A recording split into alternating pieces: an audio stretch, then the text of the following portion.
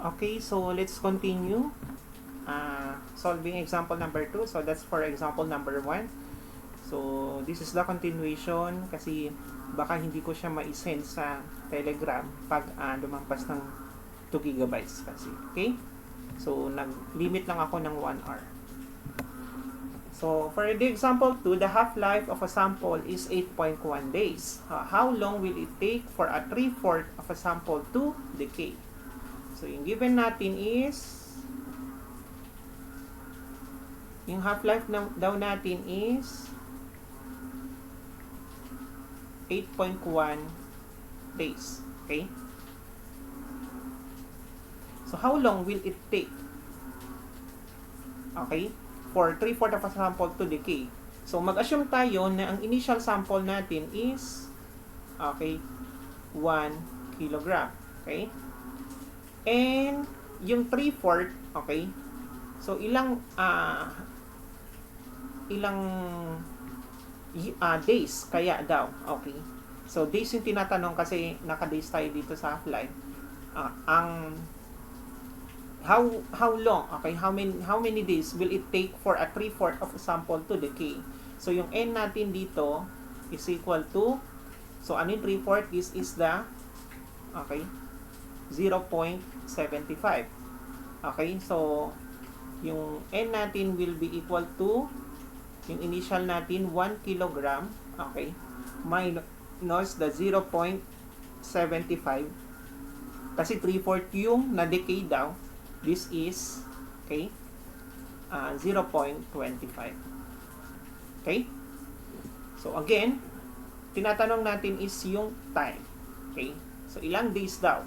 So, what formula? Formula yung susundin natin, gagamitin natin. Okay? So, dito, okay, we will now be using this formula. Okay? So, we have ln is now equal to, okay, n over no. Sorry, hindi pa, wala palang equal dito.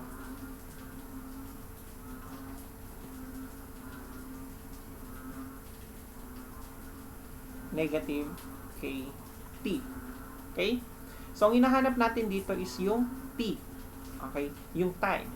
Kung ilan daw. Okay? Ilang days. Okay? Ang kakailanganin, okay, to dissolve the 0.75, okay, grams of the original sample. Okay? So, okay. So, meron na tayong NO, initial. Meron din tayong N. Okay? So, paano natin mahanap si T? Okay, wala tayong K. Okay? So, kanina, so meron tayong example ni, formula ni, okay, ni half-life, which is ln2 over K or 0.693 over K. So, meron naman tayong half-life dito. So, that's the time. Yung T, 0.693, okay, over K. Then, here derive, okay, mag-derive kayo for you to get the K. So, cross multiplication, K T1 half is equal to 0.693, okay. So, para K lang ang maiwan, okay.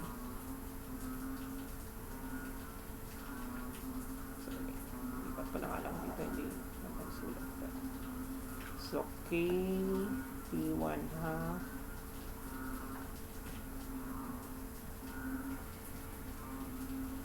over T1 half. So, yung K natin is 693. Okay, yung T1 half. Okay? So, ano yung T1 half natin dito? 8.1 days. So, yun yung isa-substitute natin sa K for us to get the time here. Okay? So, by substituting, so, ln, yung n natin, we have 0.25. Yung NO natin is 1 kilogram. Okay? Is equal to negative Ito yung K natin, substitute 6693 over yung 1/2 natin. Okay, para hindi kayo malito, 6.693 over 8.1. Okay? Times yung T. Okay? So, just input this one in calculator. Yung T, palitan nyo lang ng X, then shift solve. Okay? So, makukuha nyo using your calculator.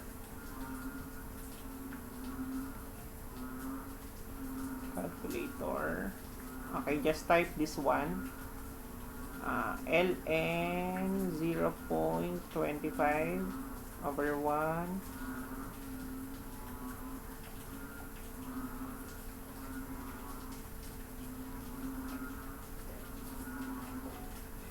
is equal to negative 0.693 over 8.1 times x. Okay? So, whatever the value of x, that's the time. Okay? So, dito, ang makukuha nyo is 16.2 days. Okay? So, the answer is 16.2 days. It will take 16.2 days to decay the sample. Okay? Or the initial sample, which is 1 kilogram. Okay? So, that's how you will solve the equation, the problem. Okay?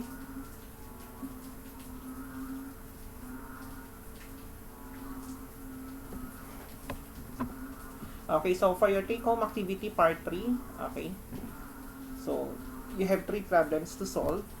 Okay? So, based lang din to kanina sa ginawa natin. So, mabilis lang naman.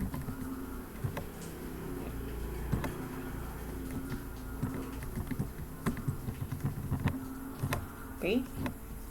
So, let's proceed to nuclear energy. Okay?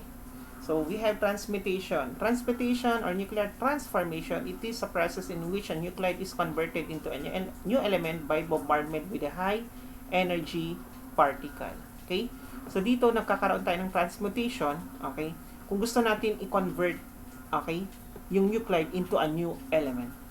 Okay? So, by bombardment of a with a high nuclear particle. So, the bombarding particles to effect nuclear transformation could be positive ions or neutrons. Okay? So, for the production of proton from alpha particle, okay, so yung naka-discover nun is si Lord Ernst Rutherford, and the production of neutron from neutron from alpha particle is si Irene Curie and Frederick Hollier. Okay? So, those are the scientists, okay, na naka-invento ng production ng proton from alpha particle. Okay, si Lord Ernst Rutherford, okay? Kay neutron naman from alpha particle, si Irene Curie and Frederick Hollier. Okay? So, a type of particle accelerator called, okay, cyclotron is employed to accelerate the positive ions. So, the high energy of the accelerated positive ions can overcome, okay, the repulsion with, okay, positively charged nucleus and penetrate the target nucleus, thus affecting transformation. Okay. So, dito kasi, di ba, based on the your physics, okay, so, sabi natin na unlike poles attract, like poles repel. Okay? So, dito kasi sa transmutation, yung positive protons natin, okay, so, kailangan mo, okay, i-combine yung dalawang positive, okay, di ba nandito yan, okay, it's either the proton or the neutron, okay, so, since, ayan, so, kapag pinag-combine mo itong dalawang ito, di ba magre-repel, okay, so, meron tayong tinatawag na cyclotron, okay? So, ine-employ yun to accelerate the positive ions. So, the high energy of the accelerated positive ions, okay, yung dito, can overcome the repulsion, okay? So, yung cyclotron na yan, ino-overcome yung repulsion na nangyayari dito sa dalawang positive na ito, okay? So, in which, sabi natin, penetrate the target nucleus, okay, thus affecting transformation. So, kailangan nating i-penetrate yung nucleus. Kaya itong proton natin, so, kahit positive, both positive sila, so, kailangan pa rin nilang mag-combine to form, okay, new element. Okay? So, yan. Okay. So, kung napapansin nyo dito, yan. Okay? So, ito yung the proton. Okay, yung both proton. So, dito kasi, di ba, hindi sila mag-aano yan, hindi sila magko-combine due to their charges. Okay? Pero itong cyclotron, ito, siya yung due to high energy accelerated, okay, by the positive ions na overcome yung repulsion. Okay? To form a new product. Okay? So, here we have a nuclear fusion, okay, and a nuclear fission. Okay, dito sa nuclear fusion and fission, dito na pumapasok yung, okay, yung ginagawa nila kung minsan na pampasabog, ganyan. Okay, fusion and fission. Okay, so for example, sa nuclear plant, yung Bataan nuclear plant, okay, saan kaya siya pumapasok? Sa fusion or sa fission? Okay, so let's define first the differences between the two. So for nuclear fusion, several small nuclei react to form a larger nucleus. So the nuclei of light elements collide at velocities high enough to overcome the mutual repulsion of the nuclear protons, okay, and fuse to form larger atomic number. Okay, so from here, yung mga small particles, yung mga nuclei natin yan, okay, so there should be enough high velocities to overcome the repulsion. So magko-collide silang dalawa, okay, so yung HA dito, yan, so magko-collide sila yan, okay, until, okay, they will produce, okay, larger atomic number. Okay, so parang magko-combine sila, okay, to produce another form of element. Okay, so this one. So may papanood o may isasend lang ako dito na video, okay, para mas maintindihan nyo ng mabuti kung paano nangyayari yung nuclear fusion and fission. Basta dito kay fusion lang, magko-combine sila, magpo-fuse sila. Okay? So, this one, yung element natin dito na helium, okay, magko-combine na sila to form, okay, another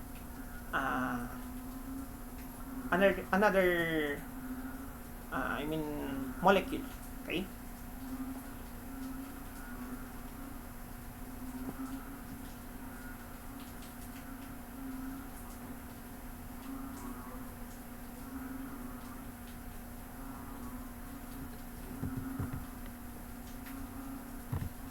Kay fission naman, the heavy nuclide is split into lighter particles. So, dito yung, okay, dito yung nakakaroon ng, kumbaga, pagsabog.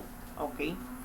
So, yung kung kanina, from smaller nuclei, okay, nagiging large nucleus siya. Okay? So, form larger nucleus. Dito naman, from larger, okay, nagiging smaller siya, nag-split siya. Okay? So, the heavy nuclide split into lighter nuclides. So, Otto Hahn and Fritz Strassmann isolated and identified barium from the bombarding, okay, products of uranium and neutron. Nuclear fission produce more neutrons than are used to initiate the process. So, itong neutron na ito, okay, so magko-combine siya dito, okay, until such time, okay, so yung uranium-35, okay, pag meron ng neutron, okay, it will result to uranium-236. Okay, itong uranium-236, okay, babanggain naman nitong 235. Okay, so that's the time magi-split siya into 2. Okay, pag binanggaan niya. Okay, yan. So,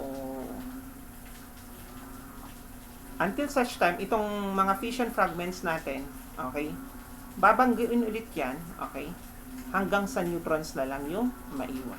Okay? So, ito, meron tayo yung chain reaction niya. Sa initiation, okay, fission of U35, sorry, uranium-35 start with the absorption of neutron. And dito kanina, so sa propagation, this process repeats over and over. Okay, if one of the neutrons produced in the fission of U36 is absorbed by U35, so the process is continued. So, yeah, nako-continue lang yan. Ina-absorb niya yung neutron, okay, that will produce U36, okay. Until such time, the chain reaction end when U35 is consumed, okay, and when the neutrons escape without being absorbed by U35. Okay, so hindi na ina-absorb U35, uranium 235. Okay, 235 ito. So, yeah. Ito kasi parang binangga niya ito, okay, kaya nag-split into 2, okay. So itong 236 may na-absorb pa rin siya, kaya meron pa rin dito, okay. Nag-split lang sila until such time wala nang ma-absorb si U235 until neutrons na lang yung maiwan, okay. So isend ko na lang maglalagay na lang ako ng video presentation dito for you to visualize more. Okay? So, nuclear fusion and fission. Okay, dito sa fission, dito nangyayari, okay, yung sa nuclear plant. Okay, yung sa Bataan nuclear plant natin, okay. So, due to the bombardments of the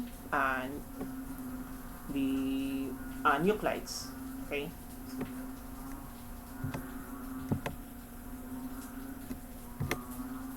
Okay. So, let's proceed sa nuclear energy. I think this is the last topic. So, binding energy is the energy required to separate the nucleus of an atom into its constituent nucleons. Okay? The protons and neutrons. Okay? So, experimental observations show that the mass of a nucleus is always less than the sum of the masses of its individual protons and neutrons. So the difference in mass is called the mass defect. Okay? So this is our formula for nuclear energy. EB, okay, yung EB is the binding energy, delta M is the mass, okay, mass defect, okay, and the C is the speed of light, in which speed of light is equal to 3 times 10 raised to 8 meter per seconds. And the unit for the binding energy is in joule per mole. Okay? So this one also, yung mass defect natin, okay, this must be in joule. Unit ng joule. Okay? So, yeah. Let's solve example. So, what is the mass, okay, of helium-4 nucleus compared to the sum of its nucleons? Okay? So, tinatanong dito yung mass daw ni nucleus, helium-4 nucleus compared to the sum, okay, of its nucleons. Okay?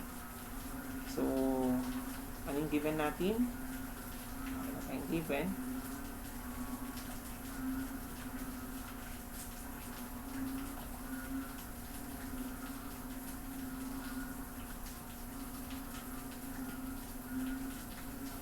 So, helium natin,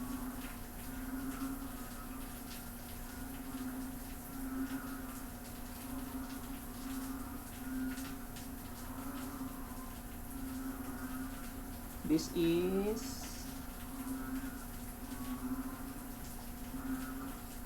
helium-4. Okay? So,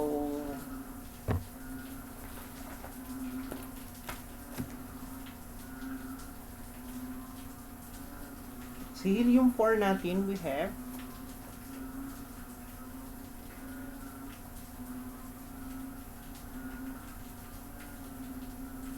Ano yung proton natin dito? This is, the atomic number is 2, okay? And the neutron, so ito yung mass number niya. So 4 minus 2. This is also 2. So for us to get the sum of its nucleons, okay, pag sinabi natin nucleons, yun yung mass ng proton and neutron niya. Okay? So this helium-4 nucleus, okay, ito yung kumbaga general ano niya, general mass ng helium. Okay?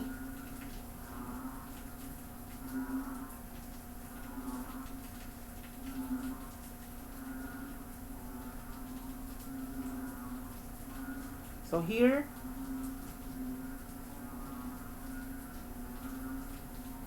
sorry, ang mass ng helium, okay,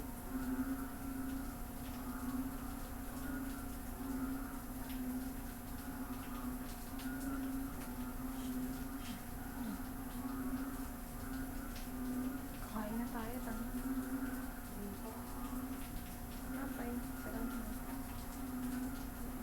so the mass of helium-4 nucleus is, this is 4.00150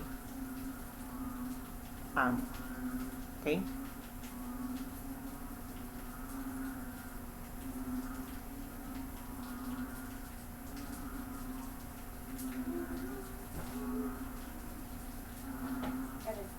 Okay.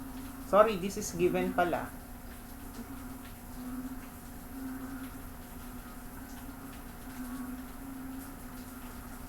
Okay?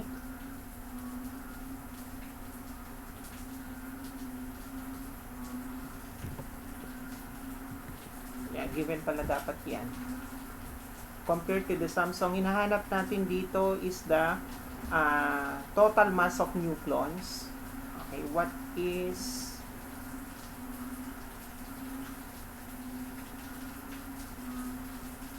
okay, sorry, dapat ang tanong dito, what is the total mass, okay, of nucleons, okay, compared to the mass of helium, which is 4.00150 okay?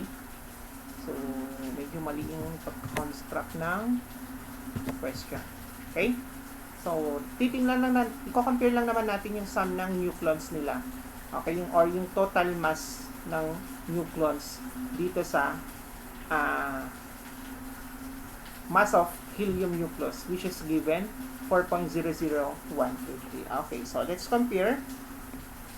So for us to get the total mass, okay, so we have mass of protons, okay, so we have 2 protons, mass of protons na lang, so 2 protons times, okay, 1.007285 okay. So, where did I get this one? Yung 1.007285. So, go back doon sa first lesson natin. Yung mass ng neutron, electron. Saan na yun? Ayan. Atomic mass in AMO. Okay? So, yung proton natin, 1.00. Okay? 7285. And neutron natin, 1.008665. Okay, so dyan natin kukunin, okay, yung mass nila. Okay, atomic mass units.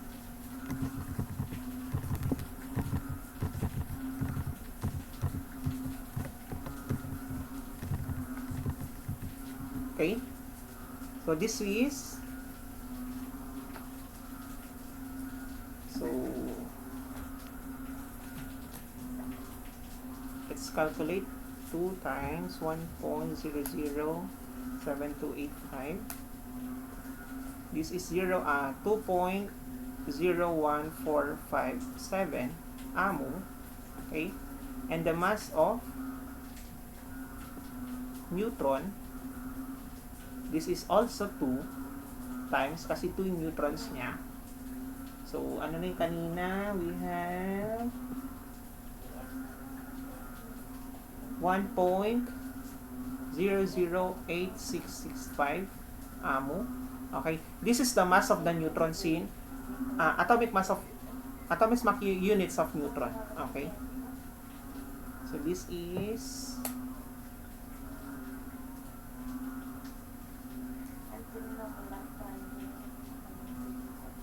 2.01733 okay.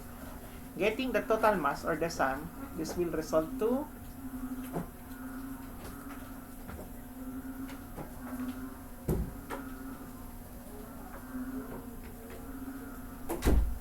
4.03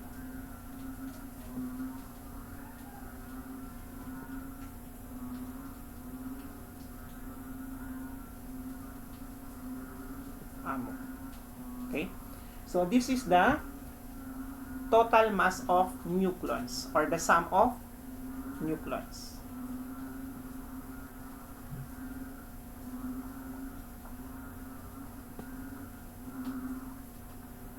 Okay, so that's the sum of nucleons. Okay, so let's compare. Okay, so yung sum ng nucleons niya is 4.0319 and the mass of the nucleus helium-4 is 4.00150. So meaning mas higher yung sum ng nucleons niya compared to the nucleus. Okay, mass ng nucleus helium-4. Okay, okay, yung nucleus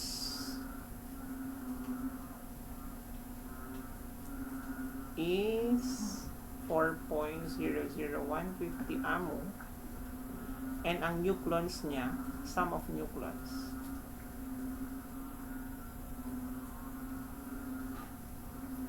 okay, this is 4.0319 AMU. This is for helium. Okay? So, mas bigger ang sum ng nucleons niya or the proton and neutron niya. Okay? Compared sa buong nucleus niya which is 0.00150 AMU. Okay? Okay, so, di ba yung nasabi natin na inside the nucleus, we have the proton and neutron. Okay?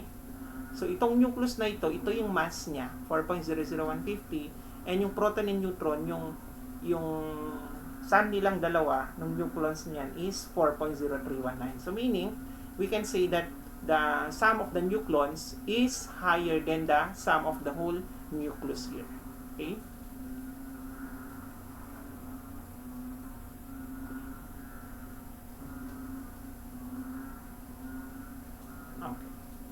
So, dito naman yung electrons.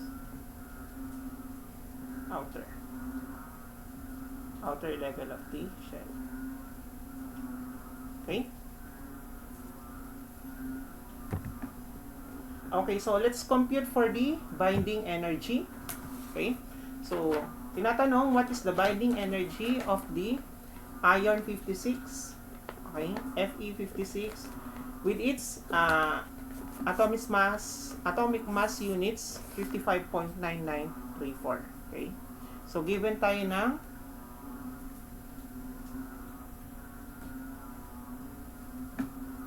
mass of Fe56 which is 55.9934 AMU. Okay? So, ano ba pwede nating dito? Ano yung proton ni Fe56? So, this is the atomic number of iron which is 26. Okay? So, neutron naman, okay? Neutron is, this is 56. Okay? Yung mass number niya minus the atomic number, this is 30. Okay? So, mass of proton in AMU.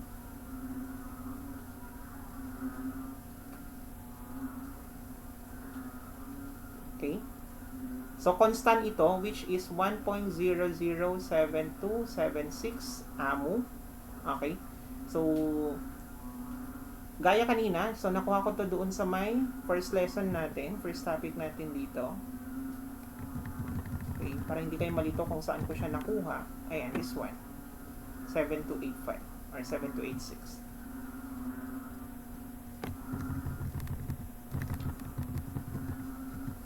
And for the mass of neutron,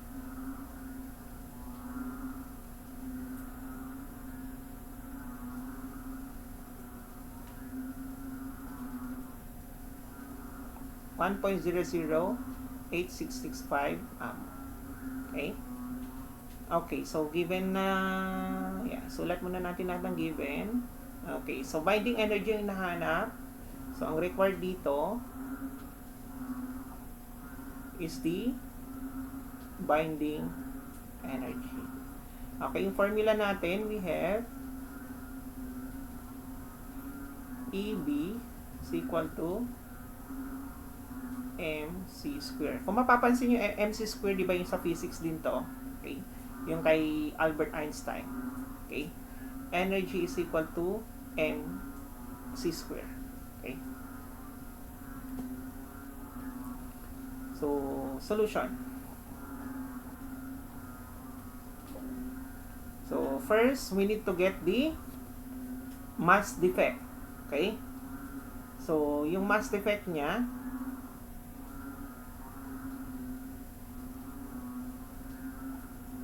mass of the proton and ions na lang muna. Okay, para hindi kayo malito. Mass of proton and neutron. Okay, so for the proton,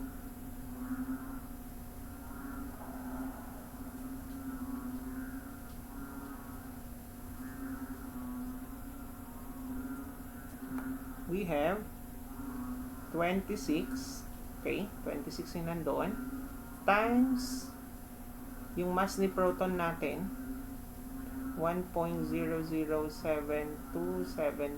or 75.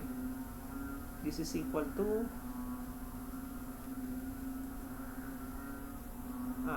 26.189176 AMU. For the neutron, this is 13 neutrons natin times 1.008665. So 30.25995 AMU. Okay? Okay. So yung sum nila,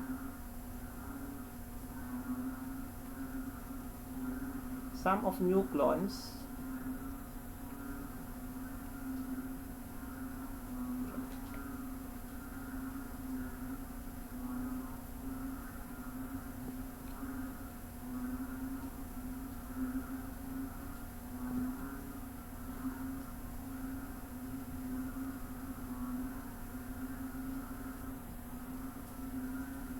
is equal to, so by adding this one, this is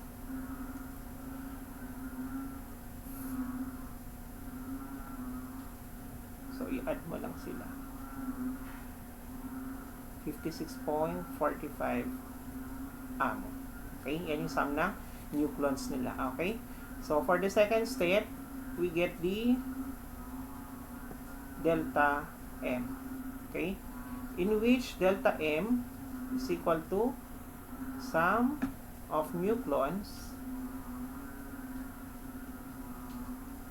minus, okay, the actual mass, okay,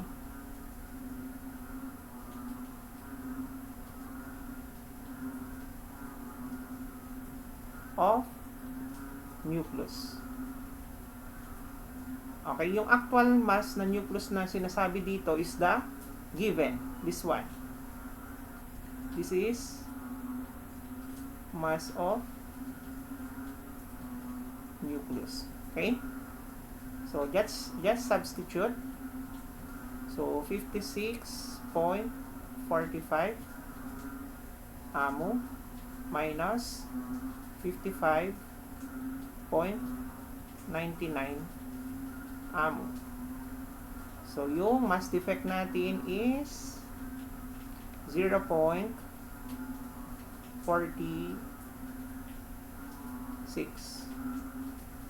amo. Okay? So, meron na tayong delta M or the mass defect. Okay, this is mass defect. Okay? Sorry. Okay, so let's solve now for the BE. Okay? So, yung BE natin,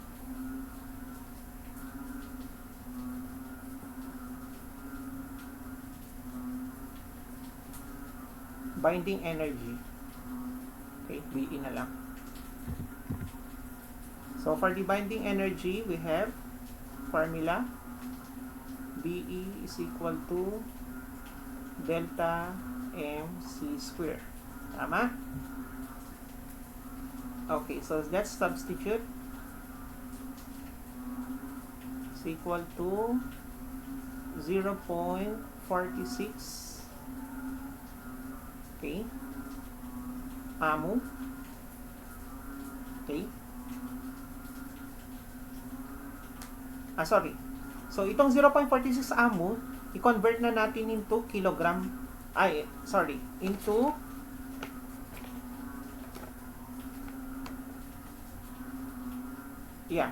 convert na muna natin ito into kilogram. This must be in kilogram, sorry. Hindi pala siya joule.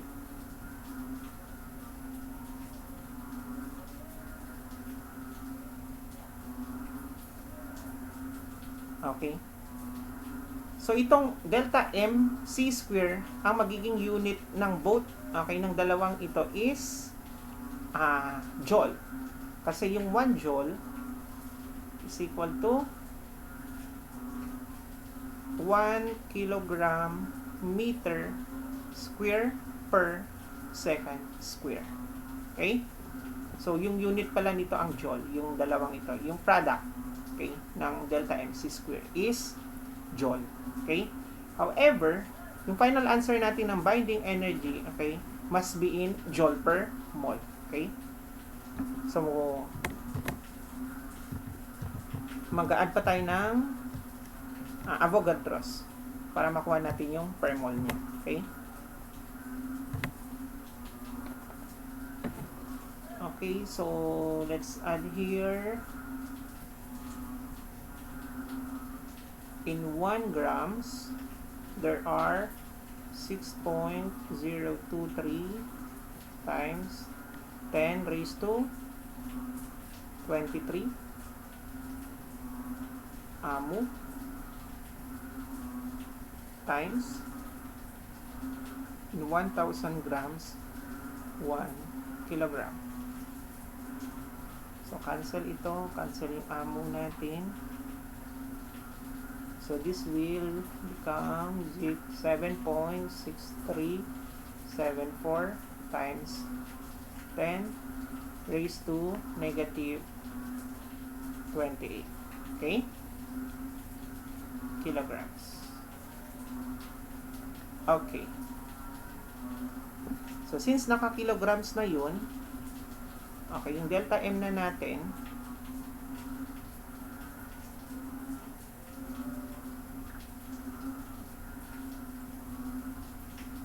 this is 7.6374 times 10 raised to negative 28 kilograms. Okay. This is for delta M times yung MC square na, yung C square natin which is 3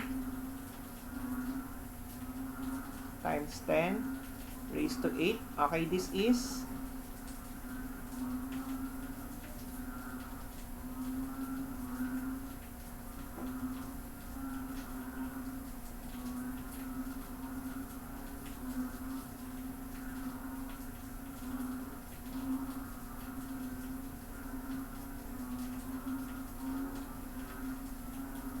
meter per second. Okay, this is constant plus, so this will yields to okay,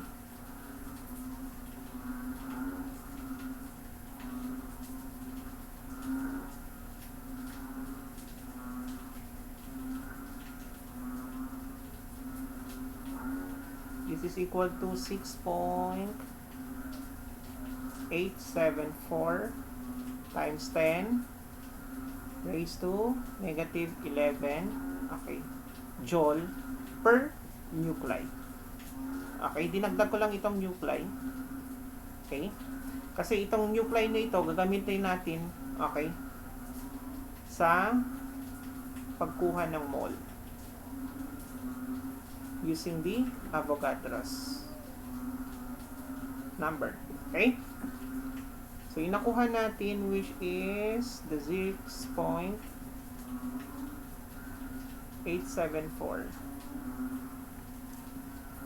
Okay? Times 10 raised to negative 11 joule per nuclei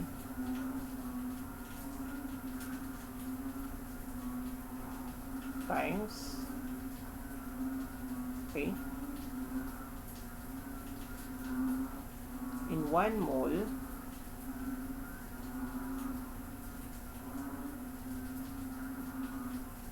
(6.023) times 10 raised to 23. Okay,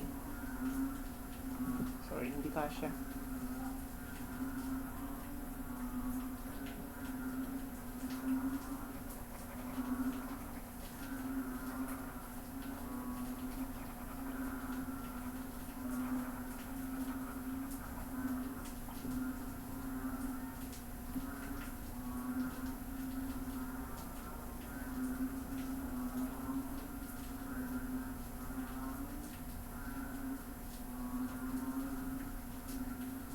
Okay, so this is 6.874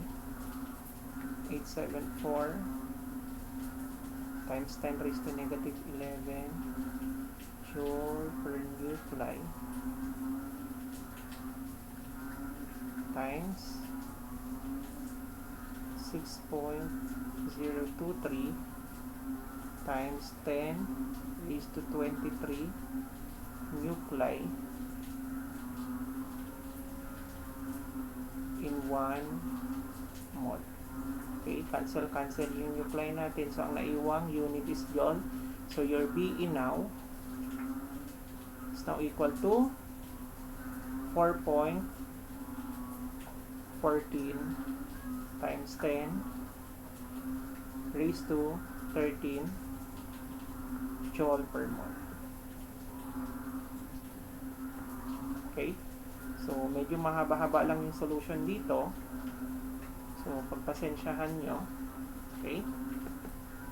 So, for your take-home activity part 4, okay, so same lang siya. Sundin nyo lang yung process dito.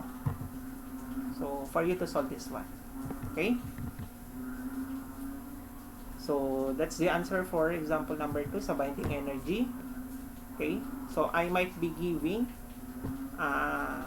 on your exam isang ganito. Okay? So, please kindly review.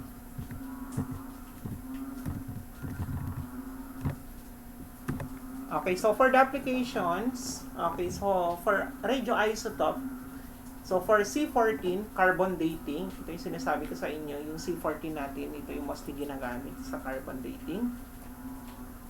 Kung narinig nyo na itong carbon dating na ito, so yung U238 is the uranium lead dating.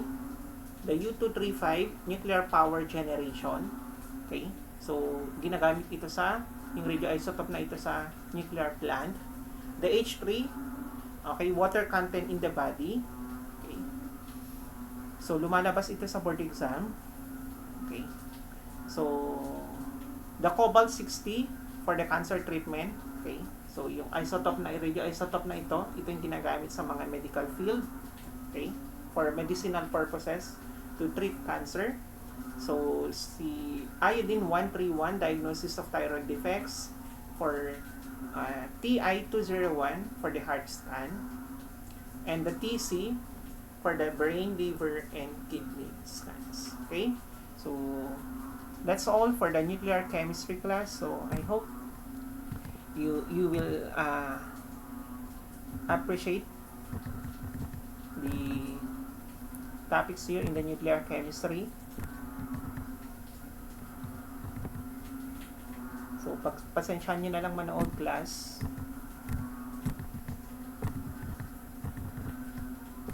So, your take-home activities here will be recorded. And tingnan ko kung maihabol ko pa. Hopefully, may pasok tayo ng Saturday. Maihabol ko yung fuels. Okay? So, please kindly watch this. Okay? So, sa inyo naman yung oras nyo na, yung time nyo, para panoorin ito. Okay? So, thank you class. And keep safe everyone. Okay, I will be sending the PowerPoint na lang. So, kapag na-send ko na ito. Okay? So, that's all and thank you. Keep safe everyone.